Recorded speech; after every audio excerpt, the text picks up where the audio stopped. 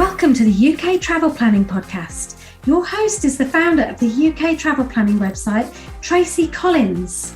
In this podcast, Tracy shares destination guides, travel tips, and itinerary ideas, as well as interviews with a variety of guests who share their knowledge and experience of UK travel to help you plan your perfect UK vacation. Join us as we explore the UK from cosmopolitan cities to quaint villages, from historic castles to beautiful islands, and from the picturesque countryside to seaside towns. Hello and welcome to episode 35 of the UK Travel Planning Podcast. One of the absolute pleasures of running the UK Travel Planning Podcast, Facebook group and website is not only the opportunity I have to meet and chat with people from all over the world planning their trip to the UK, but also the ability to promote and showcase some of the most amazing and sometimes less well-known destinations across England, Scotland, Wales and Northern Ireland. This week's podcast is no exception and is the first part of 2 episodes. Part 2 is next week, where I welcome special guest Sally Ann from private tour company North Coast Explorers to talk about her home and one of my favourite parts of the world, far north Scotland. In this episode, Sally Ann introduces us to the area, including which part of Scotland is classed as the far north or North Highlands, plus shares information about what makes far north Scotland so special, including the variety offered by this area, such as the stunning landscapes, wildlife, walks, castles, and more. Sally Ann also introduces the North Coast 500, a spectacular 500-mile road trip route around far north Scotland, which starts and ends in Inverness. I started by asking Sally Ann to introduce herself and share a little bit about her background and journey to not only living in the far north of Scotland, but also establishing their private tour company, North Coast Explorers. So I'm Sally Ann, and together with my husband Robert, we run a small private tour company that's based in the far north of Scotland. In fact, we're actually based on the north coast of Scotland. We can see out to sea, which is quite nice. We operate just in what we determine is the far north of Scotland. So we're not talking about Edinburgh, Glasgow, or anywhere south of Inverness, but we run tours across the North Highlands and the North Coast 500, which you may or may not have heard about. I'm sure we'll cover off a bit of that during the course of this chat. And really what we're looking at is the area north of Inverness on the mainland of Scotland. So we don't cover the islands. So Orkney, Shetland, the Hebrides out west, we don't cover that. We just cover the mainland of Scotland. Which, of course, is a pretty large area, though, as we were just saying. Well, it is a large area, and it's interesting because I've looked into this recently, and I know a lot of the people listening to this will probably have heard of Skye or have visited Skye or are interested in visiting Skye. And actually, the area that we cover with our tours is 10 times the size of Skye. So that kind of just gives you a little bit of scope about how big the area is. That's a brilliant perspective, Sally Ann, to give, definitely. And because I was fascinated when I came across your website and your company, I was absolutely fascinated as well by your backstory and how you actually ended up. Because obviously from your accent, you're not Scottish. So would you like to just tell us a bit about your backstory and how you ended up living in the far north of Scotland? Yes, so you're right. Clearly, those of you who are discerning will realise that unfortunately I don't have a Scottish accent. I have a very English accent. My husband and I both come from sort of the southeast of England. He actually comes from the far south coast. So yes, we had corporate jobs down in the southeast of England, busy jobs. We were in sort of business development, marketing roles, and we used to work hard, and I suppose we used our weekends and our holidays to escape, as many people do for sure. And we decided one year that we fancied the north of Scotland. I don't even remember now why we said we'd like to do it, but neither of us had been. We travelled quite a lot, but not up there, and we thought, yep, that's what we're going to do. So we flew up to Inverness, And we basically drove the coastal route around the north coast of Scotland, the route that is now being marketed as the North Coast 500, more or less. But this was many years ago, like about 20 years ago. So we drove this coastal route. I hold my hands up. We did it in 5 days. We loved it. That's all I can say is we absolutely loved it. And we vowed that we needed to go back. We needed to experience it a bit more. And we then returned the following year. And actually, we returned every year for the next 10 years. In fact, sometimes we came up twice a year. We brought our parents up one year because we really wanted to share it. It was so beautiful. We spent my husband's 40th birthday up here with some friends. And every time we came to the end of our stay, we didn't want to come home. We didn't want to go back to the south of England. It felt like a magnet drawing us back.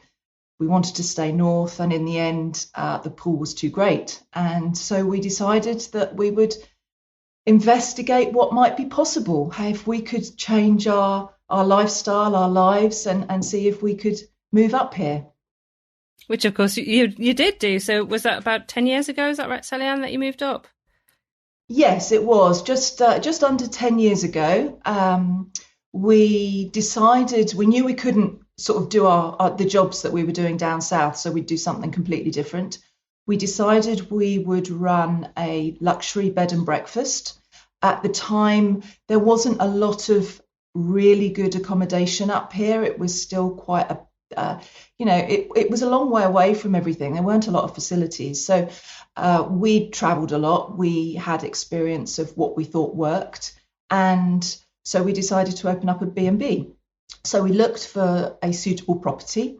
We found this place right on the north coast. It's located very close to the Castle of May, which is a place that some people may have heard of. It was the home, it belonged to the Queen Mother for many years. And so we bought this place. We set up our luxury bed and breakfast. We gained Visit Scotland 5-star rating, which was fantastic because admittedly, we didn't come from hospitality, but we certainly knew how to give customer service. And we ran that for 5 years. And it was very successful and we enjoyed it.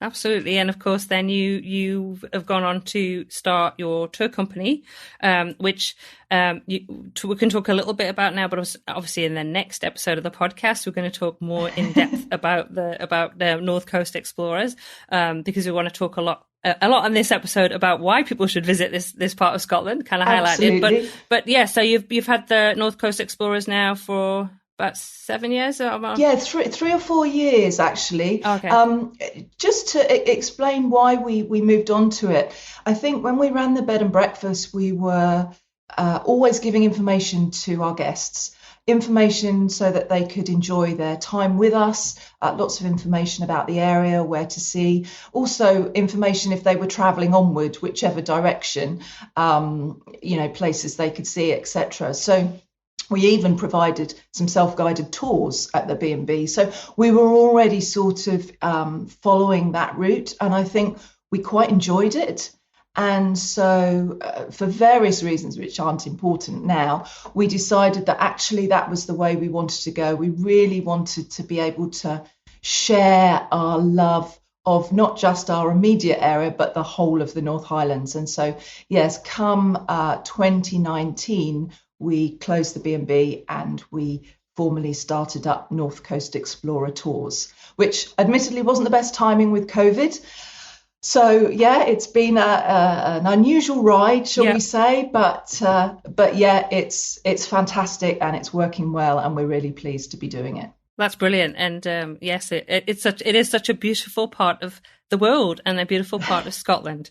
And so, obviously, I know from my Facebook group and from the website that when people are planning to visit Scotland from overseas, they generally will talk to us about Edinburgh, Skye and Loch Ness. Those are the 3 places that invariably we talk about. And that's what they want to include in their itineraries. But what I really want us to highlight and what we're trying to get through in this podcast, there are other places to visit in Scotland. And I'm not saying Edinburgh and Isle of Skye and Loch Ness, very beautiful areas of Scotland, but there are other parts of Scotland that really you should consider including in your itineraries. So, Sally-Ann, this is your chance to kind of talk about what is so special about far north Scotland and why should people include it in their itineraries? Right. So I think from our point of view, we would say it's the best of Scotland without the crowds.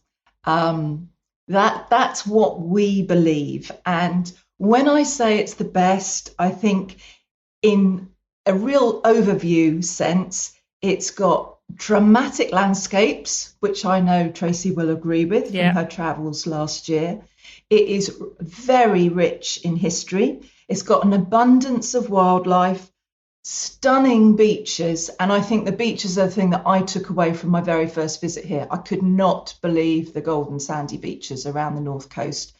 And the other thing I took away were the big skies. Yes.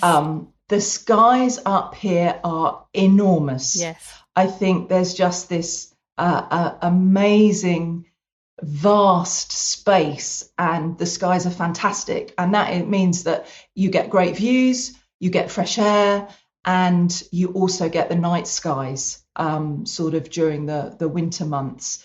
I can actually say that we did have the northern lights up here last night. Unfortunately, I didn't see them, but I've seen lots of photographs, and we did have them. And that's one of the really amazing things about the night skies. But together with all the features, the other thing I'd say about our area is that you can find peace, you've got space, you've got tranquility, and there's time. So if you live in a really busy world like we did down south, and you need a little bit of escapism, but something that's got some real depth and interest and scenery, then you should think about coming to the far north of Scotland.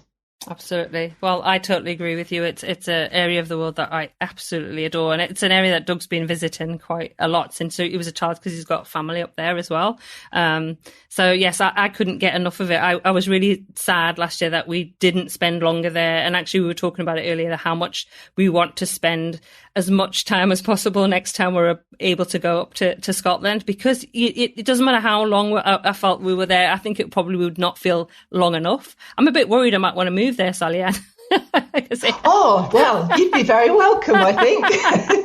Well, I always have a draw to Scotland. I've got part of my family history is from Scotland. My grandfather's side of the family was all Scottish, and my surname's McConaughey. So I think there's a natural draw there to that area of the world. But I think what would also be useful to actually is to explain to listeners what area of Scotland is classed as the far north of Scotland and the North Highlands. Yeah, it can be very complicated. And I think this is one of the things that's quite important. And I can understand from a listener's point of view that it's not packaged up as well as, say, for instance, Skye. I completely understand why so many people want to visit Skye. It is a beautiful place. And Scotland is quite a big for the UK, I'm not going to compare it to Australia or North America, but it's quite a big country in its own right. And you've got, if you sort of halve it, sort of north and south, the upper half tends to be classed as the Highlands. You have the Highlands and the Islands. So the mainland of Scotland is known as the Highlands, and that extends from south of Inverness, so it includes the area called the Cairngorms, which some people might have heard of, and right up to the north coast.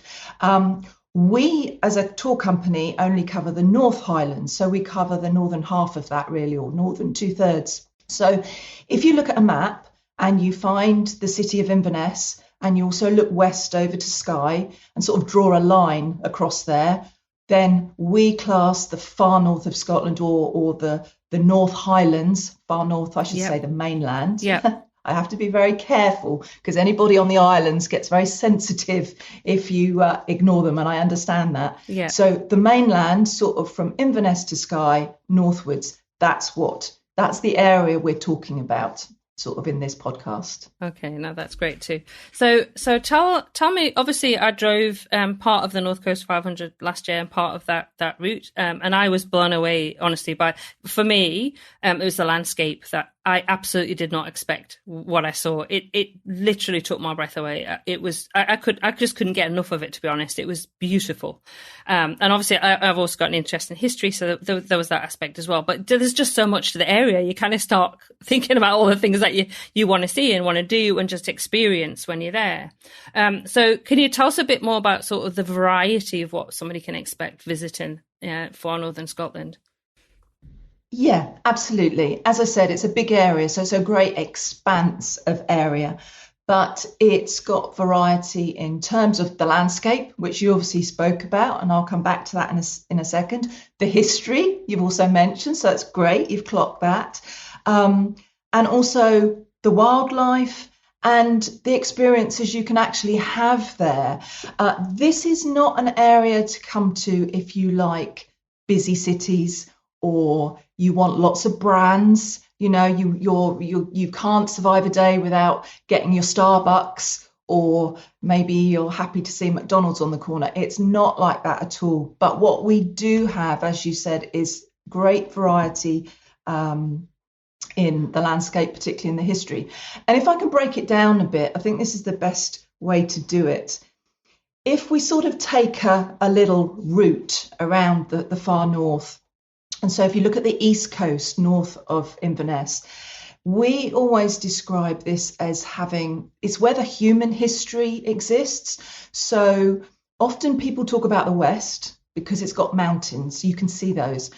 The east coast is sort of a lot flatter, but it's got the human history, and it's got lots of little harbours and fishing villages and all sorts of things related to very old history, be it standing stones, or, well, we've got the Highland clearances, which some people may be aware of. There's clan history. I know there's quite a lot of people, particularly in the US, that have got history in Scotland and are related to some of the clans. So yes, you've got the human history. So it's very unique, and it's very easy to drive through that area and actually not see most of it. Then when you come across the north, obviously you've got the coastline, and that's when you begin to see some of the stunning beaches that we've got up here. And the other thing is, as you drive, if I say you drive from east to west, you slowly see the landscape changing. So you move away from the slightly, I use this word loosely, slightly more occupied area. There'll be a few more people over on the east, and you go across the moorland, and it's quite flat. This is where you see these enormous skies. But as you drive across, you'll notice that the mountains start to appear, and the landscape starts to get a bit more rocky and craggier. And then you'll stumble across this beautiful beach. And this is what happens as you drive across the North Coast. It's an amazing drive, and something that really resonated with us the first time we did it. So you've got the change of landscape going across the North Coast. And then obviously as you come down the West Coast, I say obviously, not everybody realizes this, but this is where you've got the mountains and a lot of lochs. Lochs are just the Scottish version of a lake, really. So you've got the mountains and the lochs. And what a lot of people don't realize is it's actually a large section of it is a UNESCO geopark.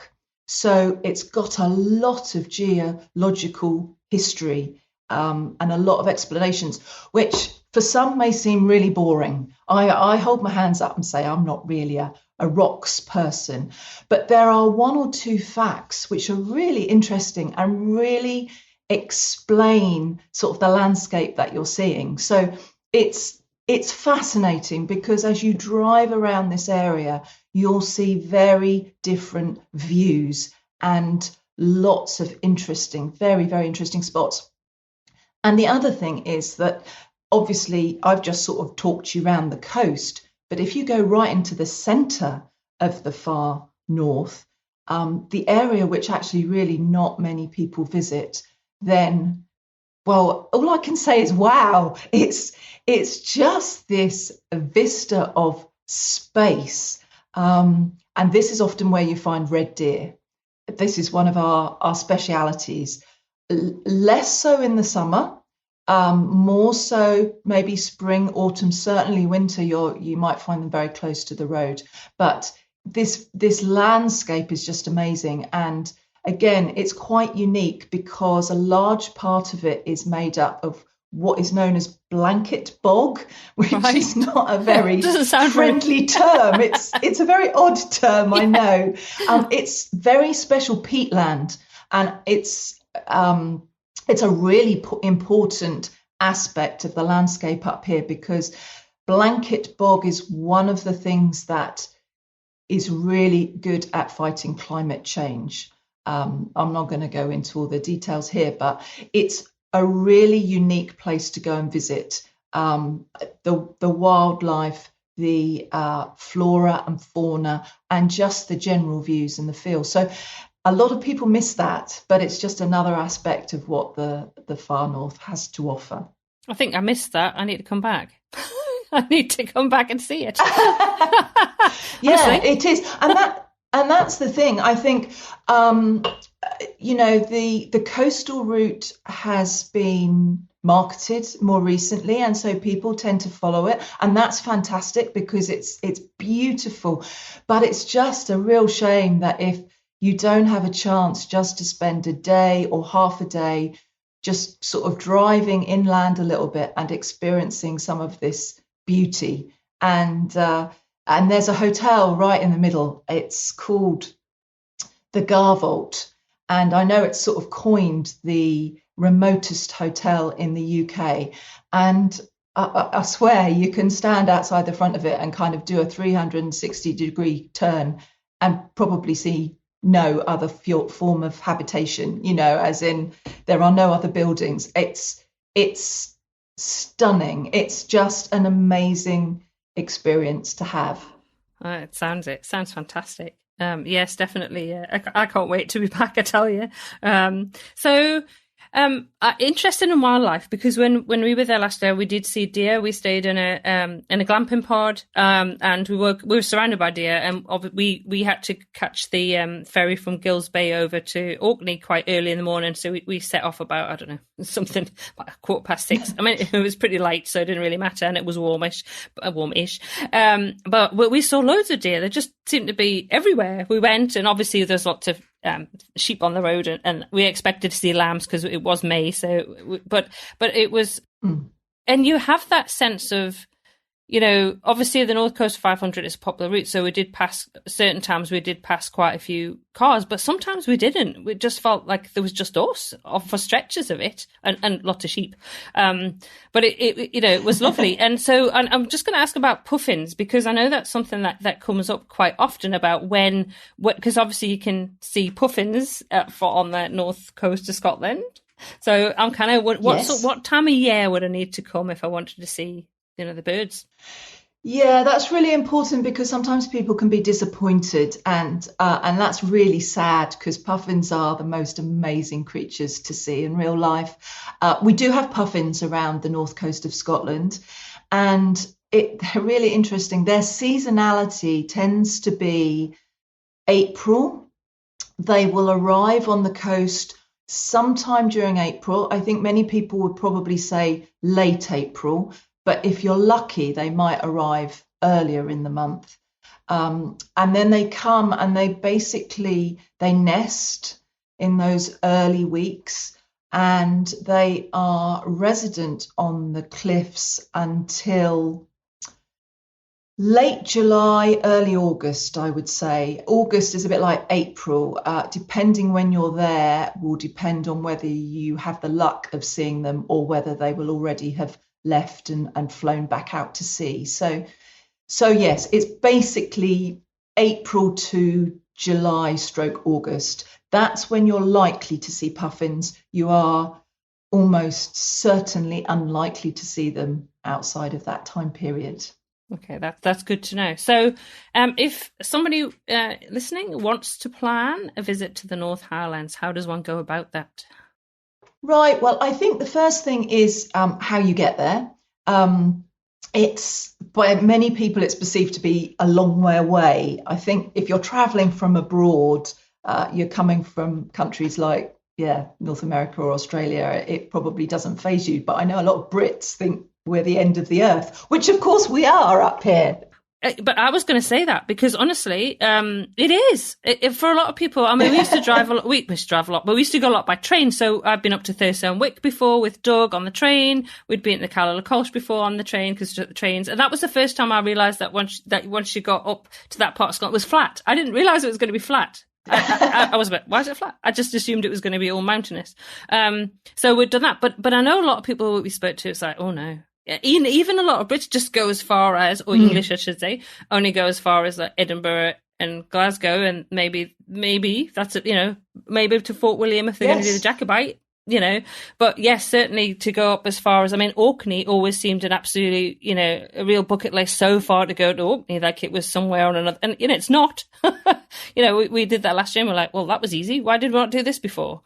Yeah, absolutely. I mean, people think Orkney is a long way off the mainland, and it isn't. It's at the closest point, it's about a 45-minute ferry ride. I can see it. If I just move my head a little bit and look out our window, I can see one of the Orkney Islands. So it's close to the mainland. But yeah, going back to how you get up here, actually, it's not as bad as people think. Inverness is the main hub sort of to access the whole area. But, there are roads, there are decent roads, not motorways, but decent roads to get up to Inverness if you're driving. But you can, as you rightly say, Tracy, you can get up by train, and it's a beautiful ride through the Cairngorms and the mountains. The other way by train is to take the Caledonian sleeper train up from London overnight, which is actually what we used to do most of the time. That's our favourite. She's smiling at me as she's. I because that is my that's a happy train. We love that. We love taking the train to Inverness, the Caledonian Sleeper Inverness, or Fort William. I know we've done a podcast episode about taking, because that's Doug's favourite, absolute favourite, is to do the Caledonian Sleeper. There's nothing, honestly, waking up in the morning and looking at, you look out the window and you're like, oh, this is a fantastic, absolutely fabulous. I absolutely agree. I mean, even if I take a trip south to see family, on occasions I'll use the sleeper, and I still get that feeling, sort of waking up and looking out of the window and seeing the views. It's just so different to when you're leaving the suburbs of London. It's fantastic. So it's always worth giving that some thought as an option, because that's a really good way of utilising time quite well. But the Inverness has an airport, so there are flights that come up from the south, various airports in the south to Inverness Airport. So it might seem a long way, but actually there are good transport links to get to the southern end. So that's what I would say. The first thing to do is to get to Inverness.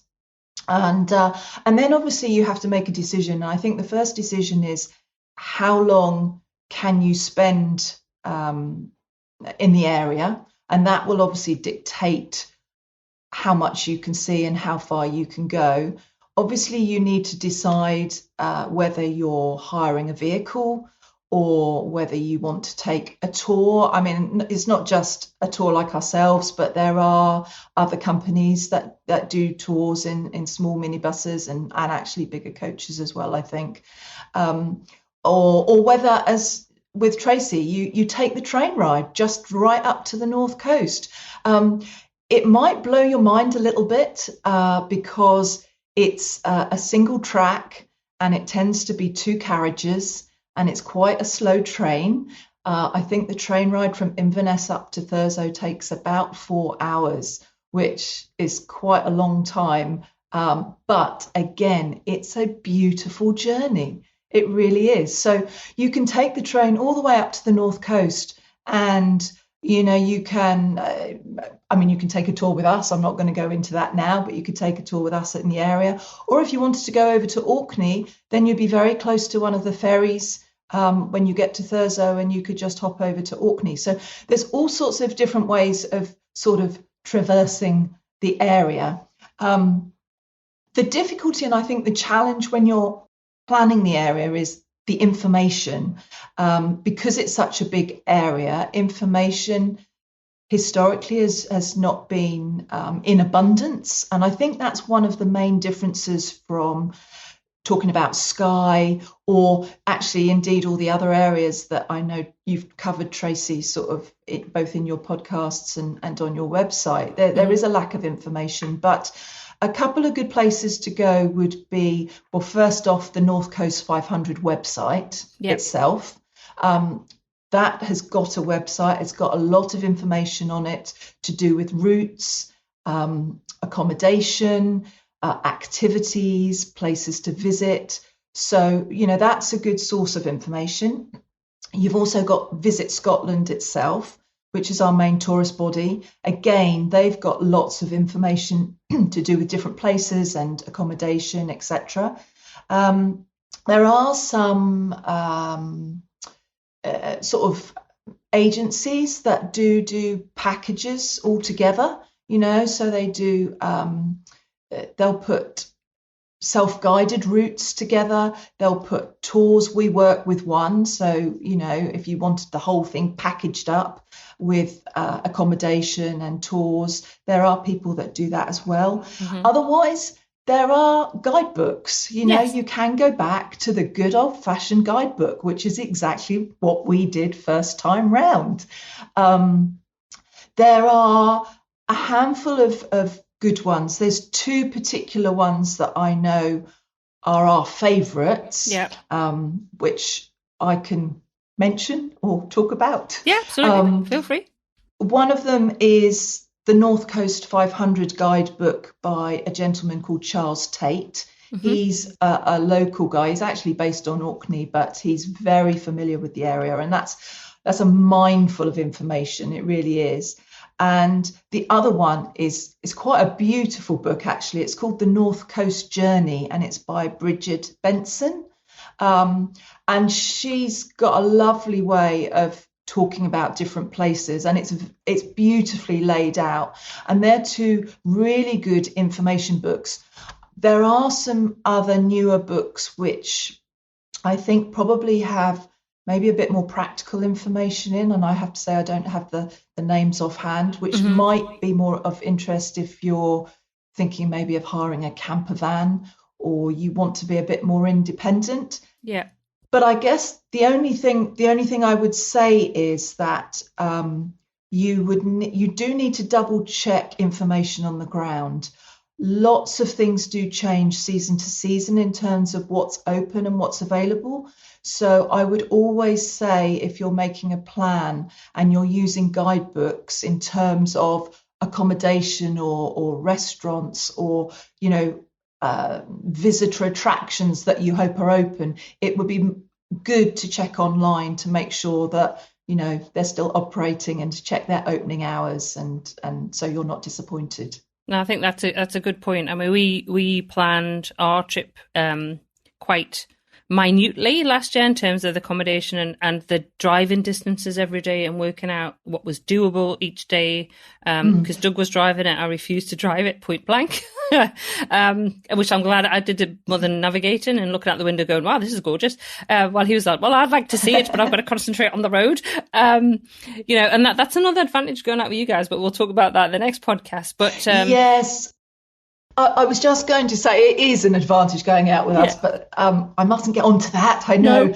I think one of the important things for people visiting to understand is that the roads up here may be different to the roads you're used to driving on. I think, Tracy, I'm sure you can vouch for that. Absolutely. Absolutely. Particularly as you go across the North Coast, in the northwest corner and some of the roads on the west coast, there are a lot of single track roads. And basically that means there's only room for one vehicle. Yep. So if you meet someone, you've got to know what to do.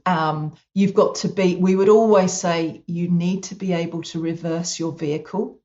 You need to be prepared for not knowing what's around the corner. Absolutely. I think you've mentioned the sheep, but there could be sheep, there could be cattle. There could be a broken down truck. Great big deer in the middle of the road a couple of times. We did the apple cross and there was a deer. So, you know, and that apple cross, I think I closed my eyes most of the time doing that. But yeah. Yes, there's a lot of talk about Applecross. People might have heard of that, and particularly if they've looked at all at the far north, it's the road that you'll often see a picture of, sort of going down the side of a mountain with these hairpin bends. It's a beautiful view from the top if you've got the weather, but you do need to be aware and mindful. And that's the one thing I'd say if you've got a big vehicle. Lots of people say, oh, my vehicle is so long, can I drive it? They don't recommend you do, and with good reason, unless you are an exceptional driver and know how to maneuver your vehicle. But please don't get me wrong, you know, many people can and many people enjoy it. It's just you need to be prepared. So obviously the North Coast 500 is you know, it's been well marketed. So, you know, I think a lot of people will be aware of it. So is there a better way, if somebody's going to drive it, is there a better direction to drive it? Would you recommend doing it the anti-clockwise from Inverness and round, or the clockwise direction? Yeah, so the North Coast 500, it basically came into being in 2015, and I'm sure many people have heard of it. I know it's been marketed globally and very successfully, but for anybody that doesn't know, it's basically a 500-mile circular route around the far north of Scotland, starting and ending in Inverness. So it's great. It's great for people because it's in a circle. You drive around it and you kind of follow your nose, really. In terms of which way we would suggest you go, we would say east to west, which I think, Tracy, is the opposite to the way that you went last year. And the reason we say that, often, as I think I mentioned, people talk about the west, and people can often disregard the east coast. And the interesting thing, just talking about roads, is you don't have the same single track roads on the East Coast. It's a two-way road, so a normal road, not a big road, but at least you've got two-way traffic. So for a start, if you're coming up to the far north and you come up the East Coast, it's an easier drive. So from a practical point of view, I think it makes sense to go east to west, because if you go west first, you are going to come across Applecross quite early on, and it might just scare you before you've even started. Which, of course, we did. Yeah, so there's a good practical reason for going up the East Coast. And if you do your research, or you have a guide and you really get the most of it, you get a really good grounding, I think, in some of the history of the area. And that's the best side to do it in, really. So we would say east to west, and then the scenery builds as you drive around the route. And I think that's what is so magical about that drive and that route, is the fact that you start with they are actually known as lowlands, really, the flatter scenery. And, the coast, you can see the coast, you can see the cliffs, beautiful views along that coastline. And then you drive the north, and as I said earlier, the scenery builds, and then you hit the west. And I mean, awe-inspiring is the word.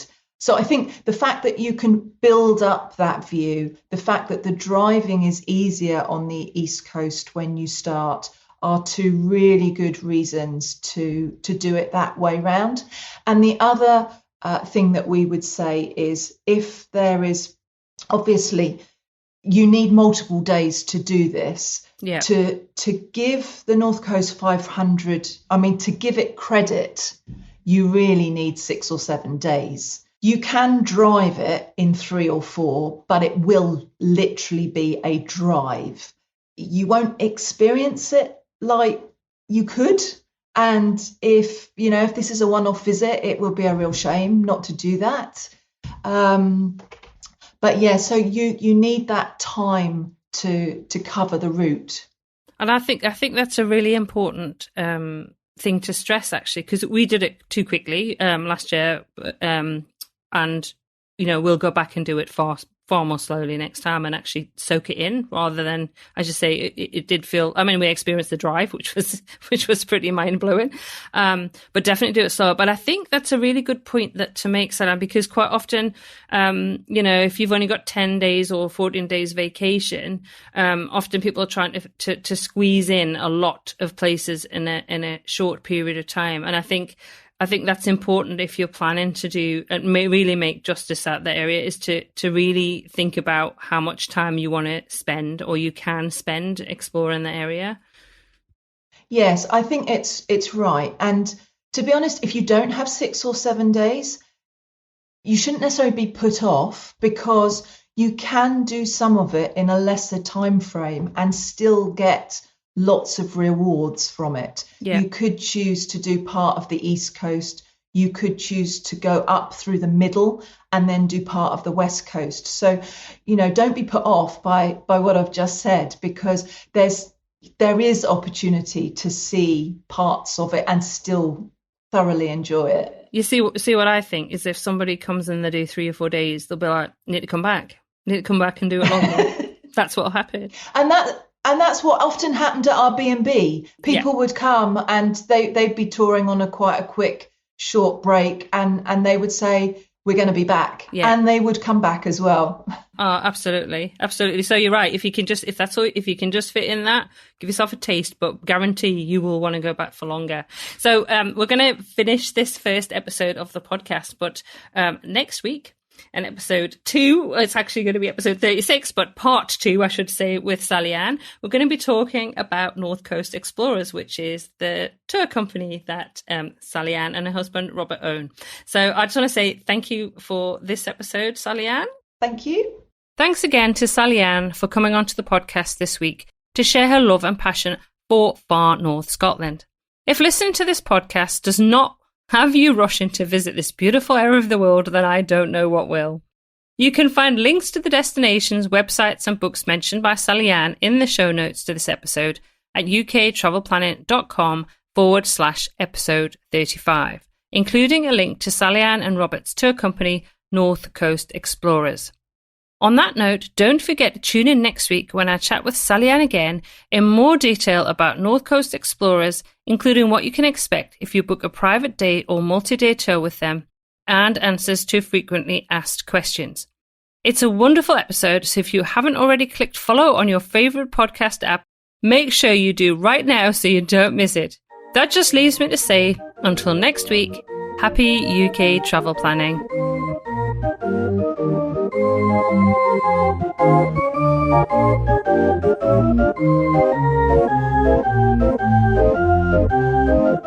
Thank you.